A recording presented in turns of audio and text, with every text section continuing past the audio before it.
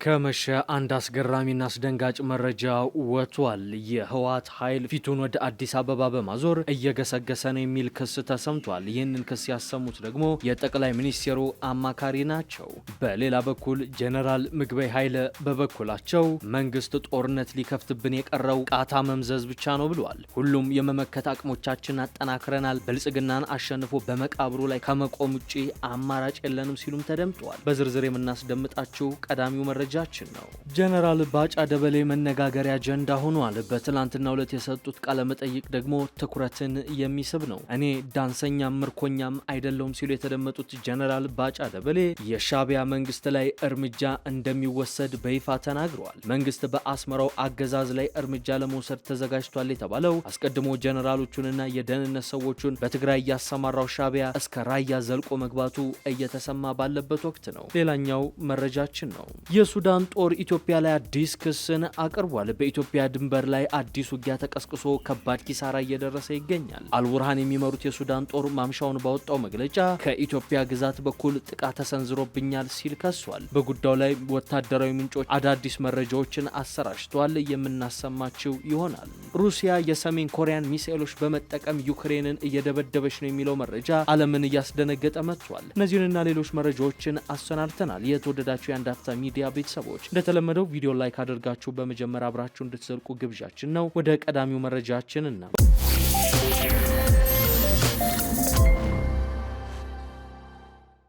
ህወሓት ፊቱን ወደ አዲስ አበባ በማዞር እንቅስቃሴ ጀምሯል ሲሉ የአቶ ጌታቸው ረዳ የሚመሩት ፓርቲ አስጠነቀቀ። ጀነራል ምግበይ ኃይለ በበኩላቸው ብልጽግና ጉሮሮና መቃብር ላይ ከመቆም ውጪ አማራጭ የለንም ሲሉ ተደምጠዋል። በህወሓትና በፌዴራል መንግስቱ መካከል ቀን በቀን እያየለ ያለው ውጥረት ወደ ለየለት ጦርነት ሊገባ ከጫፍ ደርሷል። ከሸረሪና እስከ ራያ በከባድ መሳሪያ ተኩስና ድሮን ጥቃት የተሟሟቀው የጦርነት ዝግጅት እየተጠናቀቀ መሆኑን የህወሓት ጀነራሎች እያረጋገጡ ነው። ሸረሪና ላይ የሚያዙት ጦር እንደ ቅጠል የረገፈባቸው ጀነራል ምግበይ ኃይለ ብልጽግና መጠነ ሰፊ ጦርነት ለመክፈት በምድር በሰማይ ከበባ ፈጽሞብናል ብለዋል። ምግበይ ለድምፀ ወያኔ በሰጡት ማብራሪያ ብልጽግና ከሸረሪናና እስከ ራያ ፈጽሞታል ያሉትን ጥቃት በማንሳት የለየለት ጦርነት መቅረቡን የሚያረጋግጥ ነው ብለዋል። በአሁኑ ወቅት መንግስት ወደ ትግራይ ክልል አዋሳኝ አካባቢዎች ከፍተኛ የኃይል እንቅስቃሴ እያደረገ ነው ያሉት ጀነራሉ ወታደራዊ ዝግጅቱን አጠናቋል። መንግስት ወደ ተሟላ ጦርነት ለመግባት የቀረው ቃታ መሳብና መምዘዝ ነው ብለዋል።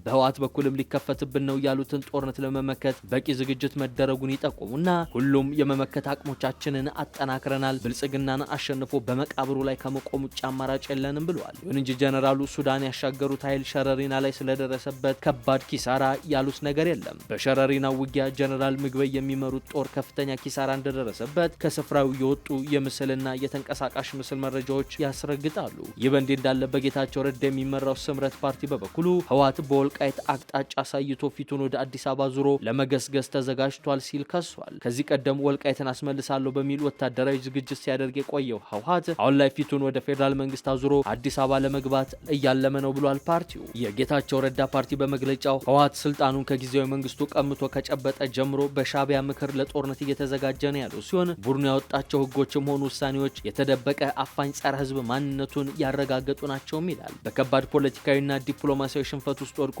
ከህዝብና ከዓለም አቀፍ ማህበረሰብ እየተገለለ በመጨረሻም የተስፋ መቁረጥ ውስጥ ይገኛል ያለም ሲሆን አይን ያወጣ ህገወጥ የሽፍታ ተግባራትን እየፈጸመ ነው፣ ለጦርነት የሚውል ገንዘብ ለመሰብሰብም ህዝብ እየዘረፈ ነው ሲል ከሷል። የታጠቀው የትግራይ ወጣት የሚካሄደው ጦርነት ለትግራይ ምንም አይነት ጥቅም እንደሌለው ተረድቶ ሁሉንም አይነት አማራጮች በመጠቀም ህይወቱን እንዲታደግም ጥሪያቸውን አቀርበዋል።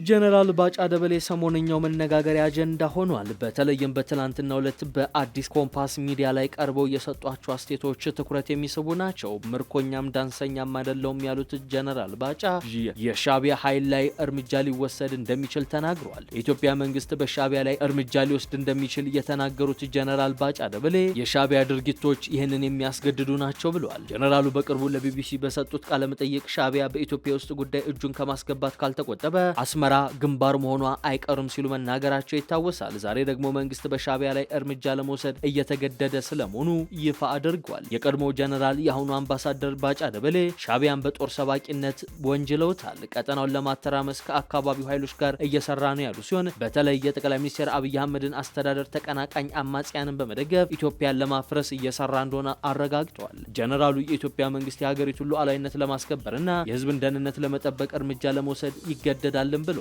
መንግስት እስካሁን በወደ ሰፊነት ጦርነት ውስጥ ላለመግባት ታክሷል ያሉ ሲሆን አሁን ግን ሻዕቢያ ቀይ መስመር አልፎ ደጃፋችን ደርሷል ብለዋል። ጀነራሉ በሻዕቢያ ላይ እርምጃ እንደሚወሰድ ይፋ ያደረጉት ሌላኛው አምባሳደር ሱሌማን ደደፎ የሻዕቢያ ጦር ከባድ መሳሪያ ታጥቆ እስከ ራያ ድረስ ዘልቋል ሲሉ ክስ ባሰሙ ማግስት ነው። በአሁኑ ወቅት በራያ ግንባር በተፈጠረው ከፍተኛ ውጥረት ሻዕቢያ ከህወሓት ጀርባ ጦሩን አሰልፏል እየተባለ ነው። በአካባቢው ወታደራዊ ፍጥጫዎች ማያላቸውን ተከትሎ መንግስት የድሮን ጥቃት የፈጸመ ሲሆን ህወሓትም ጦሩን ወደ ራያ ቆቦ በኃይል እያስጠጋ ነው። እስከ ራያ ግንባር ዘልቆ ገብቷል የተባለው ሻዕቢያን ታሪክ እናደርገዋለን ያሉት ጀነራል ባጫ እንደ ግለሰብ በዳንሰኝነትና ምርኮኝነት ለሚቀርብባቸው ክስ ምላሽ ሰጥቷል። ጀነራሉ በውትድርና ወቅት በህወሓት ታጣቂዎች ተማርከው እጅ እንደሰጡ የሚነገረው ሐሰት ነው ብለዋል። ባጫ ዳንሰኛ ነው የሚለው ትርክት ያለ ማስረጃ የተፈጠረ ነው። ይህንን ትርክት ያስተዋወቀው ሟቹ ደራሲ ተስፋዬ ገብረአብ ነው በማለት ውድቅ አድርገዋል።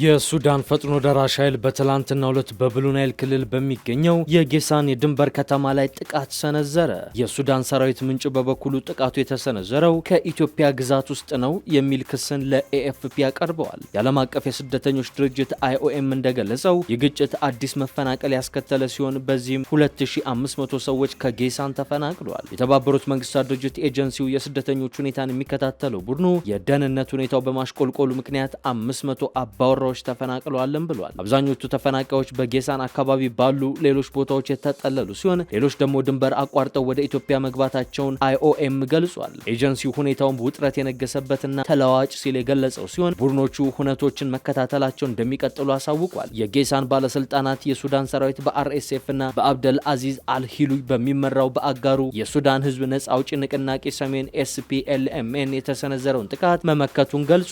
አርኤስኤፍ በበኩሉ ጌሳንንና በከተማ የሚገኙ ወታደራዊ ቦታዎችን በቁጥጥር ስር እንደዋለ ነው የሚገልጸው። ሁነቱን በተናጠል የዘገቡት ኤኤፍፒና አናዶሉ በበኩላቸው በውጊያ ቦታው የተሰጡትን ተቃራኒ መግለጫዎች ወዲያውኑ በገለልተኛ ማረጋገጥ አለመቻላቸውን ገልጸዋል። ስማቸው እንዳይጠቀስ የጠየቁ አንድ የሱዳን ወታደራዊ ምንጭ ሱዳን መንግስት ጎን የተሰለፉ ኃይሎች ጥቃት አድራሾቹን እየተዋጉ እንደሚገኙና ከፍተኛ ጉዳት ማድረሳቸውን ለኤኤፍፒ አሳውቀዋል። ምንጩ አክለውም ጥቃቱ የተሰነዘረው ከኢትዮጵያ ግዛት ውስጥ ነው ሲሉ ከሷል። ለዚህ ክስ ግን ከኢትዮጵያ ባለስልጣናት በኩል እስካሁን የተሰጠ ምንም አይነት ምላሽ የለም። የሱዳን መንግስት አርኤስኤፍ ኢትዮጵያ ግዛት ውስጥ ጥቃቶችን ይሰነዝራል ሲል በተደጋጋሚ ሲከስ ነው የቆየው። በግንቦት ወርም ሱዳን ኢትዮጵያንና የተባበሩት አረብ ኤምሬቶችን ከኢትዮጵያ ግዛት ውስጥ በተነሱ ድሮኖች ካርቱምና አውሮፕላን ማረፊያዋን ጨምሮ በተለያዩ አካባቢዎች ላይ ጥቃቶች እንዲፈጸሙ አመቻችቷል ስትል ከሳ ነበር። ኢትዮጵያ የአርኤስኤፍ ወይም የኤምሬት ኃይሎች የሚጠቀሙበት ካምፕ አለ የሚለውን ክስ ውድቅ ያደረገች ሲሆን የተባበሩት አረብ ኤምሬቶችም ለታጣቂ ቡድኑ መሳሪያ ታስታጥቃለች የሚለውን ክስ ውድቅ አድርጋለች። ብሉ ናይል ክልል በሱዳኑ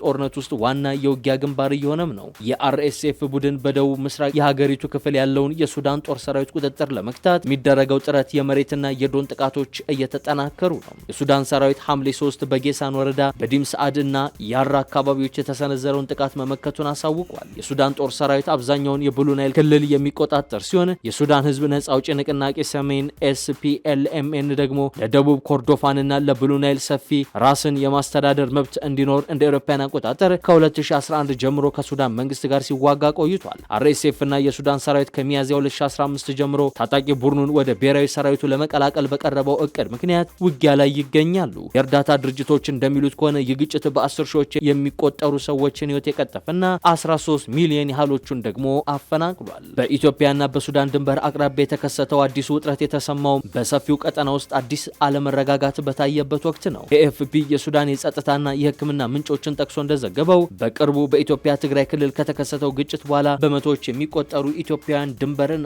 አቋርጠው ወደ ሱዳን መሰደዳቸው ዘግቦ ነበር። በመጨረሻም ዘለንስኪ ሞስኮ ዩክሬንን ለማጥቃት ከሰሜን ኮሪያ ያገኘችውን ሚሳኤል እየተጠቀመች ነው ሲሉ ከባድ ክስ አቀረቡ።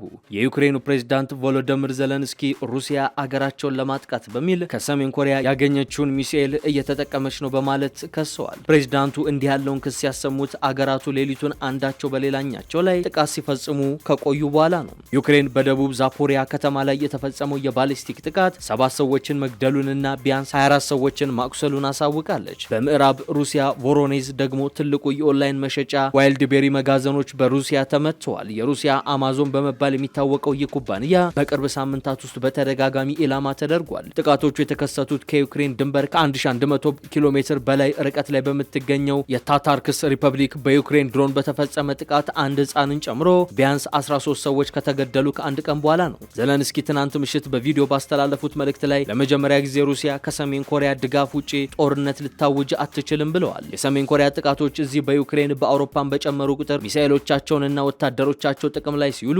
ድክመቶቻቸውንና ክፍተቶቻቸውን የበለጠ ይሸፍናሉ ብለዋል። ይህ ደግሞ ለተቀረው ዓለም አደጋ ይፈጥራል ብለዋል። ፕሬዝዳንቱ ይህንን ንግግራቸውን የሚደግፍ ምንም አይነት ማስረጃ እንዳላቀረቡ ግን ዩሮኒውስ ዘግቧል። ዘለንስኪ እንዲሁም ሌሎች ከፍተኛ የዩክሬንና የምዕራባውያን ባለስልጣናት ሩሲያ ከሰሜን ኮሪያ ወታደራዊ ድጋፍ እያገኘች ነው ብለው ሲከሱ ይህ የመጀመሪያ ጊዜያቸው አይደለም። የዩክሬን ጦር እንዳስታወቀው ሞስኮ እንደ አውሮፓውያን አቆጣጠር በየካቲት 2022 ወረራ ከፈጸመች ወዲህ ሩሲያ በርካታ የሰሜን ኮሪያ ሚሳኤሎችን ተኩሳለች። የዩክሬኑ ፕሬዝዳንት ቅዳሜና እሁድ እስከ 50 ሺህ የሚደርሱ የሰሜን ኮሪያ ወታደሮች ከሩሲያ ጦር ጋር ለመዋጋት እየተላኩ መሆኑን አስጠንቅቋል። እንደ አውሮፓውያኑ በነሐሴ 2024 የዩክሬን ወታደሮችን ከኩርስክ ግዛት ለማስወጣት ወደ 11 ሺህ የሚጠጉ የሰሜን ኮሪያ ወታደሮች እንደተሰማሩ ተገልጿል።